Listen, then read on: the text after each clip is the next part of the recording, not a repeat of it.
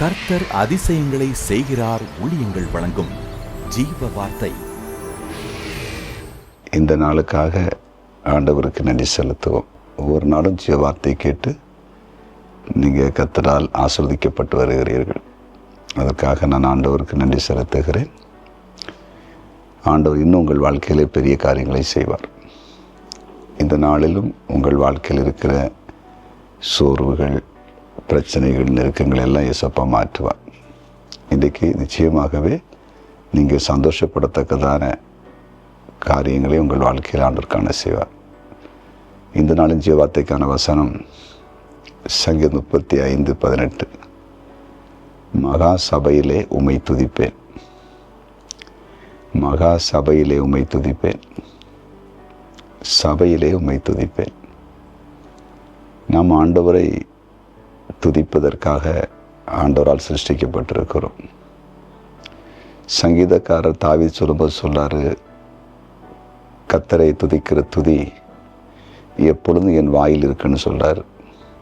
எப்பொழுதுமே நம்முடைய நாவிலிருந்து ஆண்டவரை துதிக்கிற துதி வெளிப்பட்டு கொண்டே இருக்க வேண்டும். நாம் தனிப்பட்ட முறையில் தனியாக இருந்தாலும் தேவனை துதித்து கொண்டே இருக்க முடியும். அதே நேரத்தில் சபையில் கர்த்தரை துதிக்க வேண்டியது ஒன்று இருக்கிறது. சபை என்று வரும் பொழுது அநேக மக்கள் ஒன்றாய் கூடுகிற ஒரு ஸ்தலம். ஆண்டவருடைய நாமத்தினாலே அநேகர் ஒன்று கூடுகிற ஒரு இடம், அதான் சபை. அந்த இடத்துல கர்த்தரை துதிக்க வேண்டியது ஒரு அவசியமாக இருக்கிறது. சிலர் அநேக ஜனங்கள் ஒன்று சேருகிற இடத்தில் அவர்கள் வருவதும் இல்லை. அப்படி வந்தாலும் அந்த இடத்தில் அவர்கள் ஆண்டவரை துதிப்பதும் இல்லை. அந்த இடத்தில் அவர்களுக்கு ஆண்டவரை துதிப்பது ஒரு கேவலமான காரியத்தை போல் அவர்களுக்குள்ளே இருக்கும். இங்கே சிலரை பார்த்தீங்கன்னா சபைகளில் நடக்கிற ஆராதனைகளில் வாய் திறந்து கர்த்தரை பாடவோ ஆராதிக்கவோ துதிக்கவோ மாட்டார்கள். அப்படியே வந்து உட்கார்ந்துட்டு அப்படி போயிடுவாங்க. ஆனால் இங்கே ஆண்டவருடைய வார்த்தை சொல்லுகிறது, மகா சபையிலே உம்மை துதிப்பேன். இந்த நாளில் நீங்கள் ஒரு தீர்மானம் எடுங்க. என் தனிப்பட்ட வாழ்வில் நான் எப்போதும் என் நாவிலிருந்து கர்த்தரை துதித்து கொண்டு இருப்பேன். அதே நேரம் சபைக்கு போய் அந்த சபை நடுவிலையும் கர்த்தரை நான் துதிப்பேன்னு சொல்லி ஒப்புக்கொடுங்க.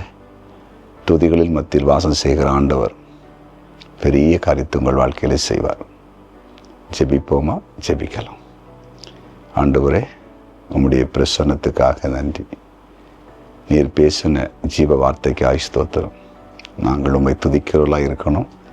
அதே நேரம் சபை நடுவிலே துதிக்கணும். யாரெல்லாம் சபை நடுவிலே துதிக்காதவர்களாக இருக்கிறார்களோ இன்றைக்கே துதிக்கிற ஒரு கிருபை நீர் கொடுப்பீராக. இந்த நேரத்தில் பலகீனங்கள், சோறுகள், வியாதியினால் கஷ்டப்படுகிற எல்லாரையும் கர்த்தர் விடுதலையாக்கும்படிக்கு ஜெபிக்கிறேன். எதிர்காலத்தை குறித்த ஒரு பயம் உம்முடைய பிள்ளைகளை விட்டு விலகட்டும். இந்த நாளில் பிறந்த நாளை காண்கிற அனைவரும் நீர் ஆசீர்வதிப்பீராக. திருமண நாளை காண்கிற எல்லா குடும்பங்களையும் வாழ்த்தி ஆசீர்வதிக்கிறேன். நீர் பெரிய காரியங்களை காண செய்யும். கமெண்ட் செக்ஷனில் ஜெப குறிப்புகளை அனுப்பியிருக்கிற ஒவ்வொருவருக்கும் அற்புதம் செய்யும். இயேசுவின் நாமத்தில் பிதாவே.